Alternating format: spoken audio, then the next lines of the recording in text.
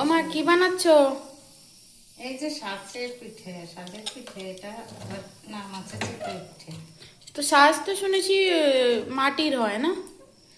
মাটির সাজ তো এখনের যুগে অত মিলে না তো, তাই নন স্টিল এইটাই। ও অনেক সুন্দর উঠে যাচ্ছে তো, হুম ফুলেছেও দারুণ।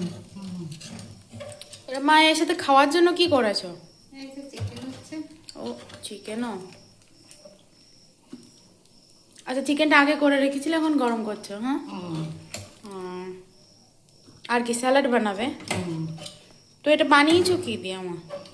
বানিয়েছি শুধু চালের গুঁড়ো, চালটাকে ভিজিয়ে রেখেছিলাম অনেক রাতে আগের দিন, তারপর সকালে মিক্সি করে আবার ঘন্টা 2-3 ভিজিয়ে রেখেছি সকালের ডালটা।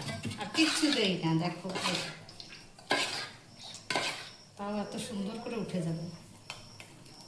শুধু নুন জল আর চালের গুঁড়ো ভিজিয়ে হ্যাঁ, রেখেছো নুন, 3 ঘন্টা? জল, হ্যাঁ 3 ঘন্টা চালের গুঁড়োটাকে ভিজিয়ে রেখেছি। হুম। বাবা চলে এসছে মনে হয়, গাড়ি হর্ন দিচ্ছে।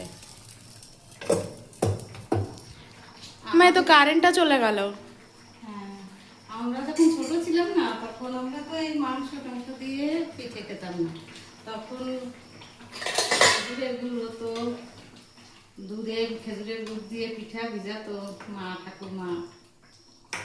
কিন্তু এখন আর সেই অরিজিনাল গুড় টুড় মিলে না, তার জন্য ওইটার দিকে আচ্ছা এই পিঠেগুলো আবার দুধেও ভেজায় না? হুম। হুম। মাংস দিয়েও টেস্ট লাগে, আমরা তো মাংস দিয়েই বেশি খেয়েছি। স্পাইসি স্পাইসি, যেমন রুটি দিয়ে মাংস হয় সেমন পিঠে দিয়ে মাংস।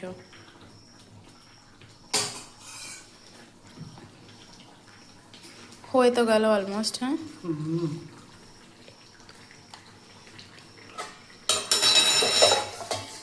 ও এখানে আবার মাছ ভাজা রেখেছো, বাট এটা খাওয়া হবে না, এটা কালকে। এদিকে মাংস নামাবে না পিঠে? এটা পিঠে দেয়। ও চলে এসছে লাইট। মা এটা উল্টাও, আবার এটা এখানেও দেখি তোমার একটা সাজ রয়েছে, ছাস কি বলে। শাক। এটাও নন স্টিলের, এটা বড় তো, এটা এখন এই গ্যাসের উনুনে হবে না। এটাতে মাটি দেবো, পুরো করে মাটি দিয়ে মাটির শাঁসের মতো হবে, কাঠের উনুনে বাইরে। আচ্ছা আরে গ্যাসের ইয়েগুলো ছোট। হ্যাঁ ওই শিকগুলো। উনুনে হবে না। আর এটা তো দেখছি আবার বাটি দিয়ে ঢেকেছো, এটা ঢাকনা নেই এটার মতো? না, এগুলোতে ঢাকনা পাওয়া যায় না।